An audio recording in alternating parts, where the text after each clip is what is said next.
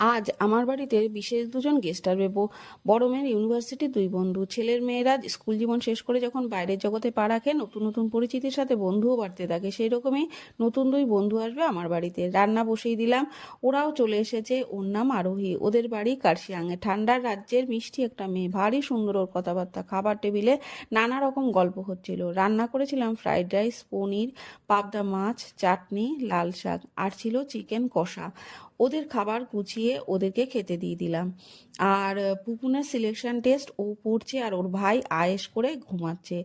সন্ধে হয়ে গেছে, সন্ধে দিয়ে দিলাম। আর সন্ধে দেওয়ার পরে আরোহী এনেছিল আমাদের জন্য আপেল, সেগুলো একটু ঝুড়িতে গুছিয়ে রাখলাম। ওরা দুজন আসার কথা ছিল, আরেকজন এখন আসলো, ওর নাম রিয়া। ওর বাবা একটু এগিয়ে নিয়ে আসলো।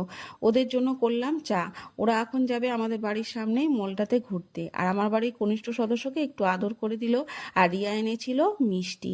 Thanks for watching, tata.